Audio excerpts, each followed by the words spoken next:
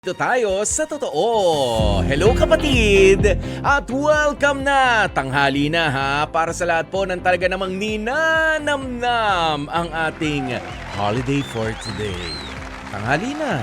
Hindi ka na nakag-breakfast na naman. Naks. Talagang alas 12 ang gising. Welcome na nga po sa ating programang H2H Heart to Heart with yours truly, Kuya Poy, ang inyong guwapo Poy. Aba, kumusta ba itong nakaraang weekend sa inyo? Nakapaghabol-habol ba ng mga ninong at ninang ninyo? Oho, ayan. Kasi nasamahan na ulit ni nanay, ni tatay, ayan. Pero syempre, ang pinaka-importante dyan, sa mga reunion o kaya naman sa mga pagbisi-bisita, sa inyong mga ninong, ninang, tsahin, tsuhin, ayan. Yung mga kwentuhan, yung magaganda mga memories, di ba? Wala na sana yung mga samaan ng loob, baka yung iba bumibisita sa bagay. Alam nyo, may nakikita ako sa may nakita ako sa Facebook feed ko nung, kailan ba yan? Nitong weekend. Talagang yung mga nangutang ba, nakapagbayad na. 'Di ba? Nagkakasumbatan eh. Nagkakasumbatan dahil itong nangutang ay kontodo post ng kanyang ng kanilang mga pinagkakagastusan, 'di ba? Dami mga thank you. Dami raw nagte-thank you sa kanila, dami yata nilibre ganyan. And then yung nautangan, na Mars? Ano nang balita doon sa hinira mo? Ang tagal na ha. Sabi mo ganito. Naku Mars, pasensya na kasi ganito. Ayan na nga ba sinasabi. Ipinangutang pa naman eh. Inihiram pa para makapagpasikat sa ibang tao eh. Ayan, sana hindi ka na sumikat ng husto, nang dahil dyan sa mga convo na ganyan. Pero sana hindi po yan naging totoo para sa inyo. Sana ay maayos na naise-celebrate at papasok na naman ang ating New Year. Medianoche naman ang pinaghahandaan ng karamihan. Sana kahit papaano ay meron naman pong pagsasalu-saluhan.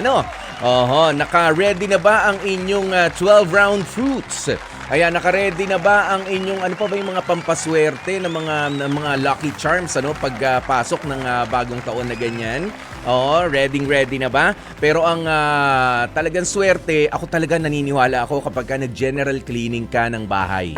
Para maganda yung maganda ang pasok ng taon pagka nagde-declutter ka o pagka ikaw ay nag-aalis ng mga kuyagot. Yung mga kuyagot na ganyan, let go nyo na. Iwan nyo na yan sa 2024 o kaya naman hayaan kung mapapakinabangan pa at meron naman mapagbibigyan, di ba? Pwede rin naman, wag itapon, ibigay, ialok sa mga kamag-anakan, mga kaibigan, baka alam mo na, baka kailanganin nila yan sa business nila or sa kung saan man, sa bahay nila, ganoon. Kesa naman nga maitapon, maibasura. Kasi tayo, di ba, nag-hoard kapag ka nag-hoard ka, yung mga gamit na hindi na pwede nang i-let go, ayaw i-let go. Ay, baka magamit ko pa yan. Baka magamit ko pa. Yes, baka magamit pa. Pero baka hindi ikaw. I-donate mo na lang yan. Yun. Magagamit pa naman talaga. Kaya ayaw itapon. Hayaan mong pakinabangan na ng iba. Di parang gift na rin, di ba? Ngayong holidays na ito. Kaya naman ngayong Rizal Day, sama-sama na nga po ulit tayo dito sa ating programang H2H Heart to Heart. At nandito na naman, syempre, ang inyong paboritong mga sinasagutan. Okay na ating LQ of the day, Love Question of the Day. Pagdating nga ba sa love life, kapatid, anong major plot twist ang nangyari sa'yo ngayong 2024? Ngayong taong ito, ha? Pagdating sa love life, anong major plot twist ang nangyari sa'yo ngayong 2024? Sa love life ba, nagkaroon o nawalan? O nadagdagan? Nadagdagan ng pagmamahal. Ayan, mas naging sweet kasi mas learned na kayo. Mas natuto na kayo. Ganon yun. Di naman nadagdagan na ng jowa. Ganyan. At syempre, bukod po dyan, marinig nyo rin mamaya ang ating Dear Kuya Poy. Bukod sa ating Dear Kuya Poy, of course, ang ating astig na kwentuhan. Ang ating astig confessions. Kung saan tabayan na nga po namin ang inyong mga astig na mga comments, astig na mga payo, at astig na advice. Okay? Ayan, at syempre, eto ha. Meron po kaming pamimigay na 250 pesos. Bago matapos ang ating programa. 250 pesos. Seryoso? Pamimigay natin. Seryoso. Kailan kami nagbiro dito? Hindi kami nagbibiro dito ha. Pero syempre, naku, as early as this time, papaalala na nga po namin. O, para sa mga matatawagan, para sa mga papalarin na mapili, ha, na makatanggap nga ng 250 pesos dito sa ating programa, you have 2 days, 48 hours, ha, pagkatapos ng ating programa para sumagot at ipaalam sa amin, makipag-communicate sa amin kasi pagkatapos po niya magme-message kami. Then within 48 hours, o kailangan sumagot kayo, paano namin padadala, saan ipadadala. Ayan, hanapin nyo lamang po sa inyong messenger. Kung hindi man makalusot ang aming mensahe sa messenger, i-check ninyo yung message request. Okay? Sa message requests ninyo, i-check. Okay? Malinaw? Clear? Dalisay? Ano pa ba? Basta yung malinaw Malinaw. Ready na nga ang ating aamin ngayong tanghaling tapat na ito para sa ating H2H Astig Confessions. Hindi daw magagawa nitong si Makmak ang mambabae. Ba, sino ba naman makakapag-isip pa mambabae? Tayo'y mga matitinong mga lalaki. Iilan-ilan lang yung mga ganyan.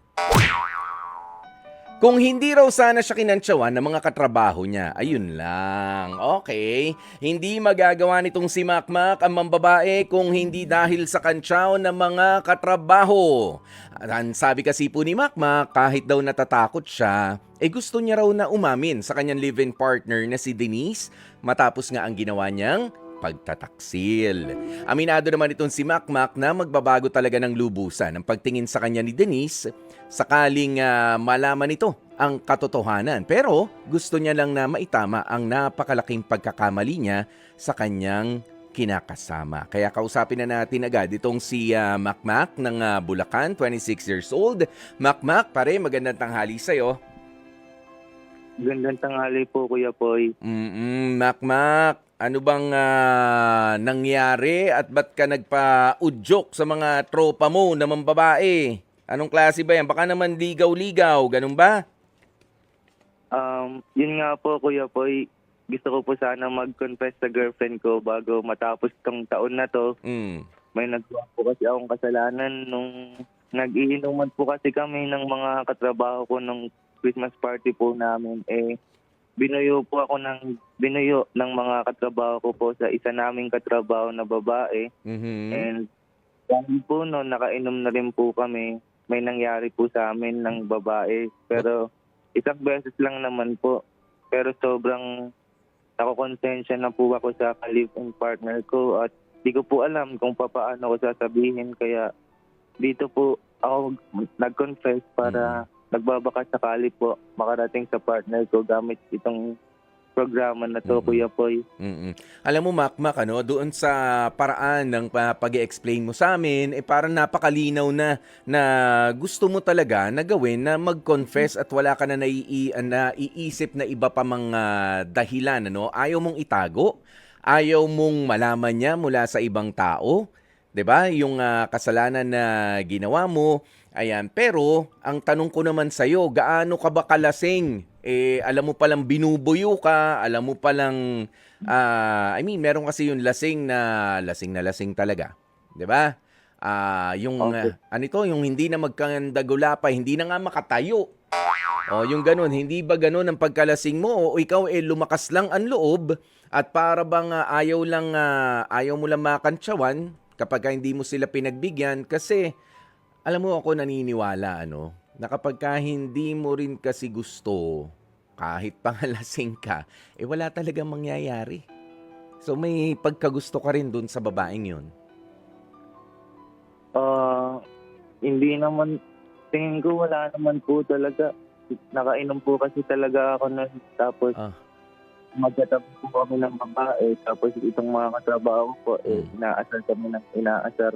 Natukso lang po talaga ako. Pero pinagsisisiyan ko na po talaga na pakonsensya talaga ako sa girlfriend ko po. Oo, Makmak, hindi kaya napagplanuhan nito. Yung babae bang yan yung babae na katrabaho mo may gusto sa'yo? O baka siya pa yung isa sa mga nag-uudyok? Lagi po siyang lagi po siyang bumabati sa akin tuwing nagkikita kami sa trabaho po. Tapos, nag-chat din po siya sa akin sa Facebook. Mm. So, hindi pa ba enough reason yun para noon pa lang, medyo dumidistansya ka na o nakita mo rin yun? Dahil naging honest ka na rin, ano? Kung sakali nga aminin mo to sa girlfriend mo, maging honest ka na rin sa amin ngayon na, syempre, kapag ka yung babae naman nag-chat-chat sa'yo, nangungumusta palagi, sabi ko nga, kapag ka sobra-sobra na yung pangungumusta, iba na ibig sabihin yan. O hindi yung kumusta na, okay ka lang ba dyan? Kumbaga, kumusta na, special ka na sa kanya. 'Di ba? May gusto na akong palampasin. Hindi ako katulad ng mga ordinaryong kaibigan mo lang, special na ang pagtingin ko sa iyo. You should be able to read between the lines. 'Di ba? Yung mga palipad hangin na tinatawag. Bukod dun sa kumusta? Araw-araw ko ang kinukumusta, hindi ka ba makakaramdam nun? Ganyan ba ang ginagawa sa iyo nitong babaeng to? Opo, Kuya po. Tapos kapag nasa trabaho po, kunyari, po namin lunch, inaaya niya po ako na kumain, ganun. Oh. Medyo nakakatunog na po ako na parang gusto niya po ako, ganun. Pero ako po, wala po akong nararamdaman sa kanya. Mahal ko po talaga yung girlfriend ko. Natukso lang po talaga ako nung nagiinuman kami. Anong klase mga tukso yung ginagawa sa inyo nun para mabuyo ka naman at para may mangyari pa talaga sa inyong dalawa? Sandali, nung nangyari ba to, hindi naman siguro sa harap nila, no? Hindi naman doon. Ibig sabihin, Hindi naman po. nakaiba pa kayo ng pwesto. Ano ba, nag-check-in ba kayo? Ha? Opo, pumunta po kami sa bahay po nung babae po kasi malapit lang po din yung bahay ng pinag-inuman namin. Oh, yung bawat hakbang mo palapit doon sa bahay at alam nyo may mangyayari na, hindi ka ba nakapag-isip noon na teka, nakainom lang ako, ayoko naman talaga. Hindi talaga kinaya. Parang blanco na po ako dun. Parang long time na po yun. Parang gusto ko din po eh. Ayun, gusto rin. Lumakas din ang loob. Kasi you have to be physically attracted doon sa tao, no, na makakaniig mo. Kasi ako hindi ako naniniwala. I'm sorry, no, kapwa mo ko lalaki. Pero hindi ako naniniwala na kapag kalasing ka, magagawa mo ang lahat, irresponsibly, katulad na ng bagay na pakikipagtalik. 'Di ba? Sa hindi mo naman masyadong gustong babae. Although, medyo may katotohanan nga, ang medyo gumaganda yung mga hindi naman kagandahang babae pagka nakainom ka na, but not necessarily meron kayong gagawin, lalo na at ikaw ay committed na rin naman. Okay? Ayan, so you have to be physically attracted na rin talaga sa kanya bago pa kayo malasing o bago pa. Ano yung mga tinutokso nga sa inyo? At kapag ka hindi mo ginawa, ano yung kinakatakot mo na itutokso sa iyo sa opisina? Wala, kunyari, magkatabi po kami, kunyari, uy, parang mga ganun, magkatabi na naman sila, ganun. Tapos sinasabi, ay, alam ko na yun eh, sinasabi ng mga katrabaho ko po. Tapos tuwan-tuwa naman si babae. Opo, tumatawa, tapos sinasakyan din po kasi ng babae kapag tinutokso po kami. Kaya gumanti ka, sinakyan mo rin. Oo. Okay, sige. Nako, meron lang nasa linya natin. Ano kayang masasabi? Ano kayang astig advice na may bibigay sa atin ni Jenard ng Batasan? Jenard, magandang tanghali sa'yo. Anong advice na may bibigay mo kay Makmak?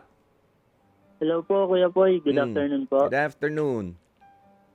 Ano lang po, Kuya Poy, yung dapat po umano na po sila sa circle of friends niya. Huwag po siyang sumunod sa mga sinasabi ng kaibigan niya, ganun. Dapat po, mas nahalagahan niya yung babae, yung girlfriend niya po. At okay po na umamin na siya hanggat maaga. Huwag niya na po sanang patagalin para hindi na po mabigat sa loob niya yung nararamdaman niya. Kasi po, pag may tinatago ka, hindi po talaga may iwasan. Malalaman rin po. Nangyari na ba sa iyo yan, Jenard? Yung meron kang tinatago, tapos parang di ka mapakali, hindi ka makatingin ng diretsyo, di ka makapagsalita ng maayos. Nangyari na rin sa iyo yan? Yes po, Kuya Poy. Oh, di ba? Kaya mahirap na merong itinatago. Okay? Take it from Okay. Jenard na nangyari na pala sa kanya yung ganitong bagay. Thank you, Jenard. Okay po kaya po. Thank you po. Yon. So, effect na effect naman daw dito sa caller natin na si Jenard, yung pagsasabi na, kaysa malaman pa naman sa iba at para gumaan na rin ang kalooban mo. Okay. So, eto, tuloy natin yung pag-uusap natin, Makmak. Hindi na ba mababago ang isip mo? Ayaw mo na bang itago yan at umasa na sana wag na lang malaman? Hindi po. Parang tuwing kada araw po kasi na lumilipas, Mm. parang mas nahihirapan po ako eh. Gusto ko na po talagang aminin sa girlfriend ko and nagbabaka sakali na maging okay po kami kahit Mm. alam ko po na hindi. Yan. Medyo nakakaramdam na ba si Denise, si girlfriend, na merong something? Nung una po, nung minsan po kasi nababasa niya yung chat sa akin ng katrabaho ko po na babae. Nasabi niya nga, sino to? Ganun. Tapos Mm-mm. sinasabi ko po, katrabaho ko lang yan, wala yan, ganun. Mm-mm. Ayun na. Pero may nangyari na at meron pang mga nakakaalam. Tama? Meron mga nakakaalam eh. Yung mga katrabaho nyo. Kinonfirm nyo ba sa kanila na meron nangyari? Hindi po nila alam kasi Kuya Poy, nung Mm. natapos na po ng inuman, Mm-mm. din lang nagsisigyan na po kami lahat. Di po nila alam na sabay po kami umuwi dalawa ng katrabaho na babae. Mm-mm. Well, kung may nakakaalam na mga katrabaho nyo o hindi, now you know. Okay, ngayon ay alam mo na, Makmak, na yung mga... Ngayon mo lang ba nakaharap sa inuman yung mga katrabaho mong yan?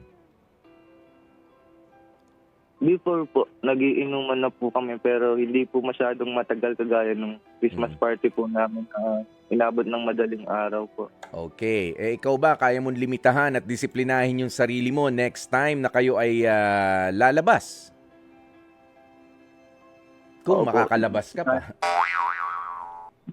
Ha? Kaya ko na po Matat- siguro. Matatanggap mo ba na ikaw ay hindi napapayagan ni Denise? Given na ikaw ay patatawarin pero hindi ka na pwede na lumabas kasama lalo ang mga katrabaho mo, or pwede rin na ikaw ay ipag-resign niya dyan sa hanap buhay mo. Kaya mo bang gawin yun kapag ka umamin ka? Opo, Kuya po. Gagawin ko po lahat. Mahal na mahal ko po yung girlfriend ko. Mhm. Gano'n na kayo katagal ni Denise? Actually, Kuya po, 1 year na po kaming live-in. Mhm. At iyan na, talagang parang sasabog ang dibdib mo, hindi mo masabi-sabi ang katotohanan, hindi ka na nakakatulog na maayos, ano? Okay, sige, eto bibigyan ka namin ng pagkakataon dito sa ating programang Heart to Heart na umamin kay Denise sa kasalanan na nabuyo ka ng mga kaibigan mo, sabi. Pero ako ay naniniwala na ang utak mo naman ay hawak-hawak mo pa rin. Kay may alak yan, kay wala. Ha? Ikaw ang may control. You are in control of your actions. Okay? Lahat yan. Kahit na buyuhin ka pa, tuksuhin ka pa, nawala ka pala, kantsawan ka pa, na mahina ka pala, brad eh. 'Di ba? Pero kung alam mo, yung tama at mali, ay wala na. Nahulog ka na nga doon sa pagkakamali. Never ka mahuhulog sa pagkakamali kung inuna mo at inisip mo na ang utak mo ay iyong-iyo. At kung ano man ang gawin mo, responsibilidad mo yan. Okay? So ito na ang pagkakataon mo, Makmak. Kausapin mo si Denise. It's as if nasa kabilang linya siya para lalong gumaan-gaan naman ang dibdib mo. Okay, go ahead. Denise, kung narinig mo man to, gusto ko sana humingi ng tawad.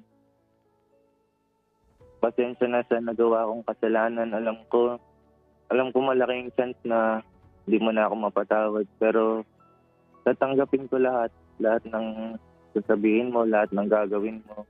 And gagawin ko din lahat para mapatawad mo ako din. Sana maging maayos pa tayo. Yun lamang, Kuya Poy. Alam mo, meron lang mga additional na mga astig advice galing sa ating mga kapatid. Ano? Sabi ni Rodney, #astig advice para kay Makmak, palitropa ka. Sikapin mong umamin sa live-in partner mo. Oo, magagalit siya. At least, naging totoo ka. Huwag mo nang uulitin, magbagong buhay ka na. Bagong taon, bagong buhay, ika nga. Sabi naman ni Jennifer Fernando, sabi niya, hashtag Astig Advice, kaya nga dapat makmak ang alak sa tiyan inilalagay, mas mabuti pa ipagtapat mo na sa girlfriend mo kesa sa iba pa niya malaman. Mas masakit yun. Kung anuman ang maging aksyon ng girlfriend mo, tanggapin mo kasi kasalanan mo naman. Ipangako mo na lamang na hindi mo na ulit-uulitin kasi mahal mo naman ang girlfriend mo. Mas matutuwa pa yun kapag pinagtapat mo na sa kanya. At pagka pinatawad ka niya, ipakita mo at iparamdam mo na dapat ka uling pagkatiwalaan. Happy New Year sa'yo, Mac. Ayan, sabi naman ni Kapanalig, hashtag Astig Advice, sa kawalan mo ng self-control at sa kamachuhan, dalawang babae ang na-exploit. Girlfriend mo at yung kaopisina mo na may tama sa'yo. Alam mo pa rin naman ang tama kahit nalasing ka. In fact, nakauwi ka pa nga eh. O, yung sala mo, sala ng isang macho sa lipunan. Magbago ka na. Okay. Yun. O diba? Napakaganda ng mga sinabi. Pero ito nga ang katotohanan niyan, Makmak, ano? Dalawa lang talaga pupuntahan eh. Pagka pinatawad ka, kailangan mo talagang magbago na. Kapag hindi ka pinatawad, hiniwalayan ka, masasaktan ka, Mak. Pero wala eh, may mga tao talagang ganun. Ano ba sa tingin mo? Ito bang live-in partner mo ay siya yung tao na kapag nalaman niya na nagtaksil ka ng ganito ay mapapatawad ka pa o hindi? Anong tansya mo sa isang taon nyo ng pagli-live-in? So pagkakilala ko po sa living partner ko, tingin ko po, pagtawarin niya naman po ako. Sana. Yun naman ang inaasahan mo, no? Pero syempre, nag-iiba ang ihip ng hangin. Pero sana nga, maging paborable sa'yo. Pero maganda yung intention mo. Sabihin mo na sa kanya, humingi ng tawad, at magbago na. Talikuran mo na. Yung mga kaibigan na, yung mga nambubuyo na ganyan, tigilan nyo po yan. Lalo na kung in a relationship na.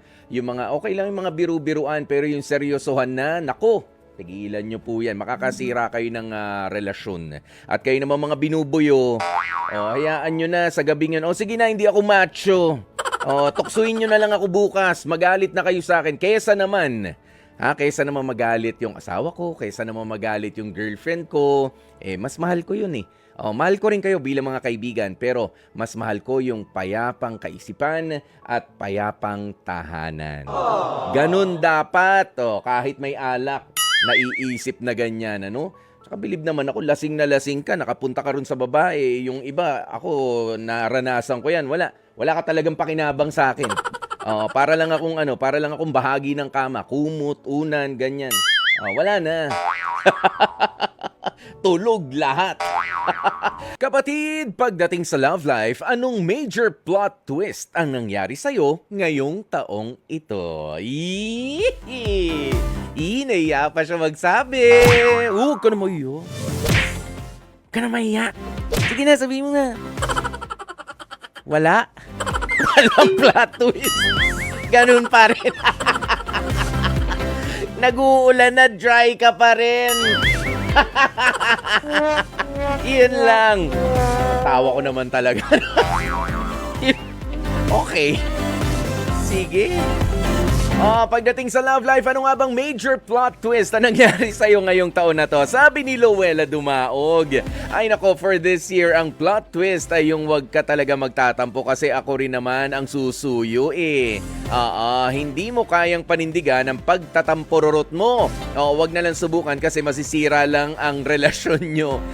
Kasi mas matibay ang relasyon namin kesa sa pagtatampururot ko. May mga pagbabago naman pala si Luella. Hindi naman siya masyado mapagtampo. Kadiri. Ay, ang sweet pala. Ang sweet pala, Luella. Miss ko na to si Luella. Si Sarah Bell Torregosa. Sabi niya, a major plot twist na nangyari sa akin ngayon sa love life ko ay naging LDR kami ng asawa ko kasi OFW na siya sa Hungary. Ayan, 2 months na kaming magkalayo kaya medyo pinag-aaralan ko pa na harapin yung araw-araw na hindi namin siya kasama ng mga bata. Katulad na lang ng mga okasyon na wala siya, ay oo nga o na hindi namin siya kasama, mahirap talaga, sobra. Pero naniniwala kami sa isa't isa, nakakayanin namin parehong labanan ang lahat ng hirap sa pagpasok namin sa LDR. Oh, di ba? Uy, oo nga, yung iba no, abang na abang tayo, binabantayan nyo yung mga balikbayan. E papaano naman yung iba na na-offeran o na umalis ng bansa ilang linggo na lang, ilang buwan bago magpasko.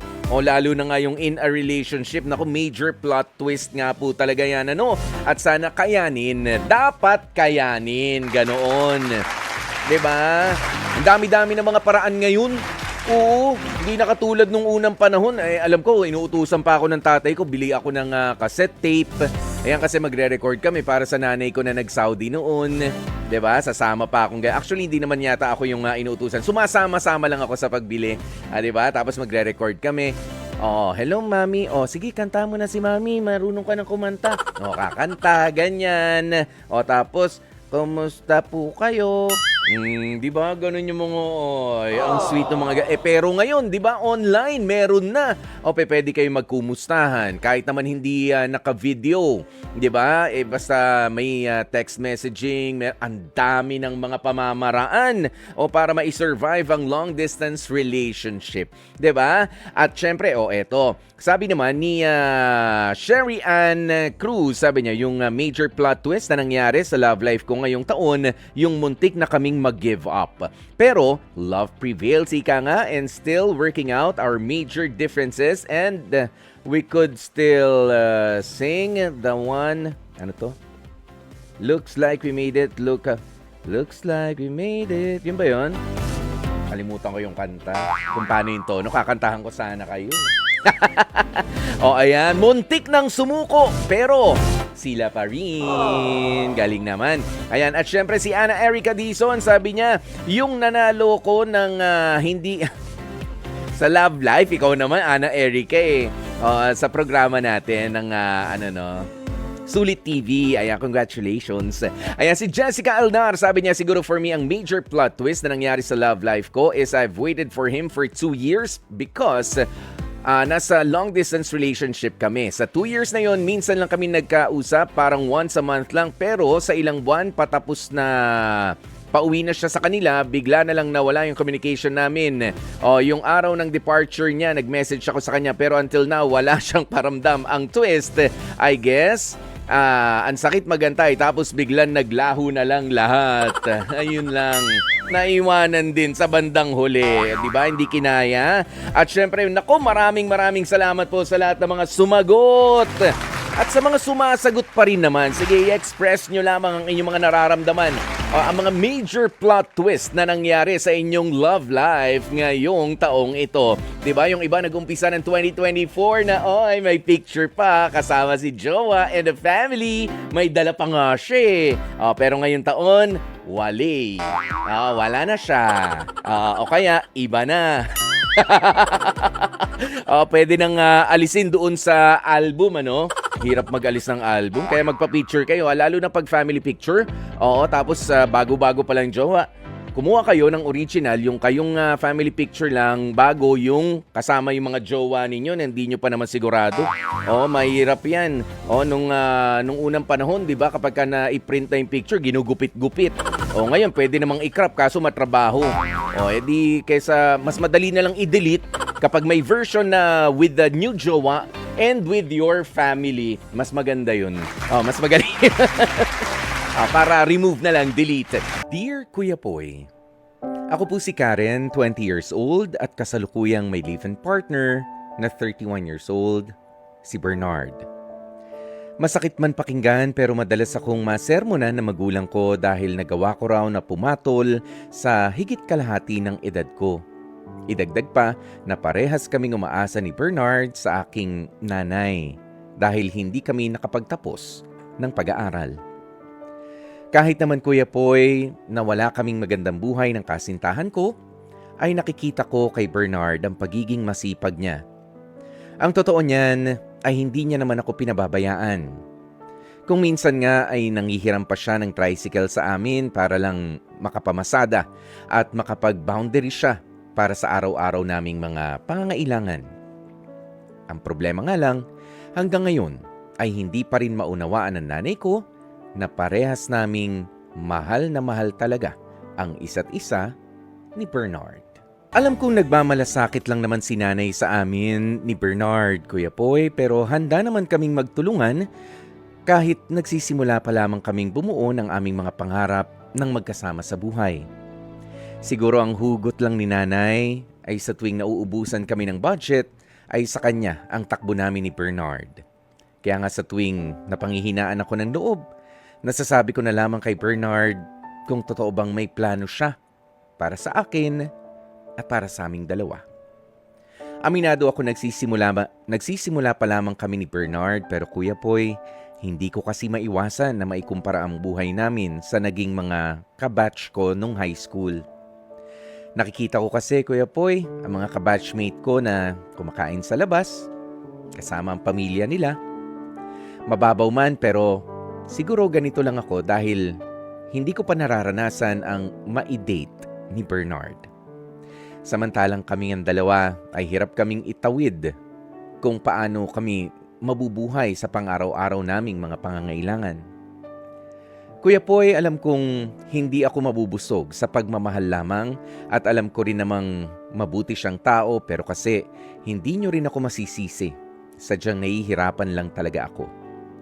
Alam kong may pangarap naman sa buhay si Bernard pero para kasing hindi tumutugma ang mga sinasabi niya sa akin.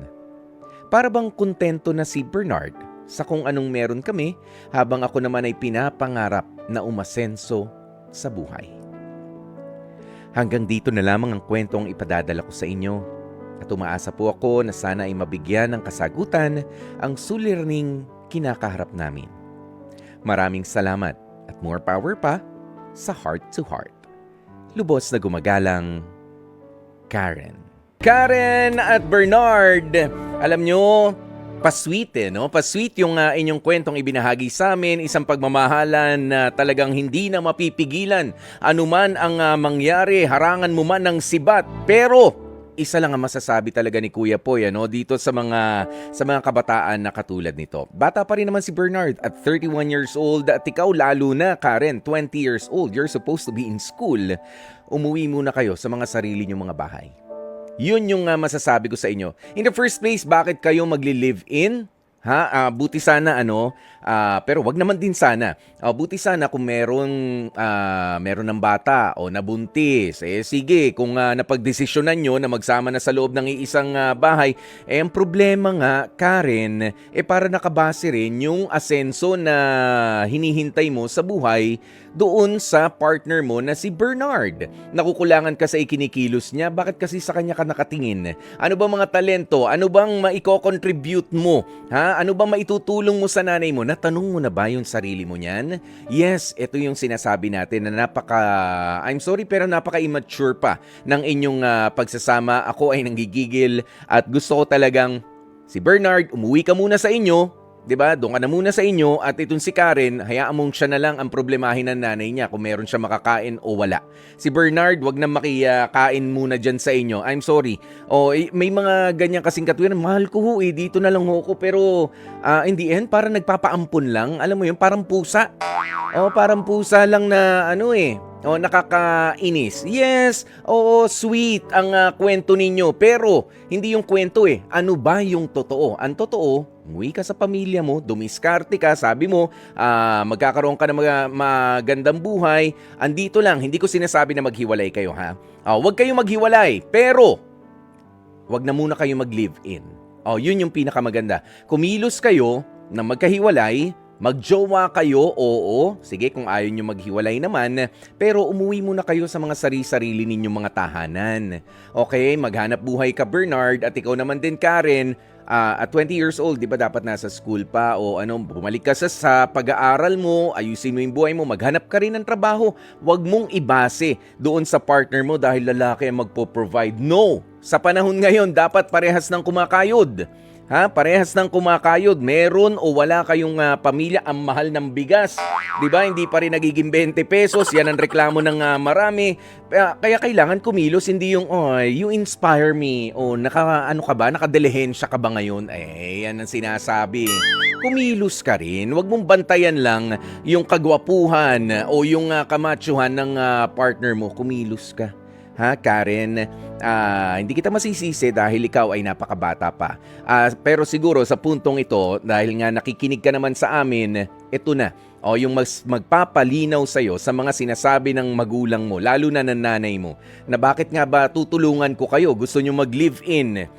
Dapat ang nagli-live-in yung kaya nang tumayo sa sarili nilang mga paa. Tsaka yung live-in hanggat maaari yan, hindi sa bahay na magulang. 'Di ba? Meron kayong sariling inuupahan, ganoon yun eh. Dahil kaya nyo na. Eto, nasa poder ka ng nanay mo, tapos pag nangailangan kayo, imbis na ikaw ang pakainin lang, may isa pang bibig dun. Hindi mo naman sinabi kung malakas kumain si Bernard din. 'Di ba? Yan ang sinasabi ko sa inyo. Improve nyo yung mga sarili ninyo para sa isa't isa at huwag kayong gigil na gigil doon sa, ay, basta magkasama kami, okay lang. Of course, kanina pinatugtog ko, love will keep us alive. Sabi mo nga, hindi ka naman mabubusog ng pagmamahal lamang. Kaya kumilos kayo at tanggapin ang katotohanan na kailangan nyong maghanap buhay din. At ikaw, ipagpatuloy ang pag-aaral. Hayaan mo lang kung talagang para sa'yo, itong si Bernard, 'di ba? Nanduman siya sa bahay niya, maghanap buhay siya, at kayo ay magjowa pa rin, magiging kayo rin yan. Pero wag nyong madaliin. Para yung parang pagkain. Na kahit gaano kaganda kapag kami nadali ang luto, wala rin yan. Sablay sa lasa, hindi magiging masarap ang magiging pagsasama. 102 na mga kapatid, At syempre maraming salamat nga po and congratulations sa ating mga winners naman ng 250 pesos na cash. Sina Jenard ng QC at si Carl Justine Pulanco. Tag 250 pesos kayo, ha? At syempre dito na rin po ako magpapasalamat. Maraming salamat mga kapatid. Bukas ulit magkarinigan po tayo alas 12 ng tanghali hanggang alauna sa ating programang H2H, Heart to Heart. But for today, sige, magdo-Dr. Love pa tayo mamayang 9:30 ng gabi, mga kapatid. Samahan nyo rin po ako doon. Papaano? Paalam na po muna pansamantala ang inyong Kuya Poy, ang inyong Guwapo Poy para sa H2H, Heart to Heart. Manatiling nakatutok dito lamang sa 105.9 True FM. Dito tayo sa totoo.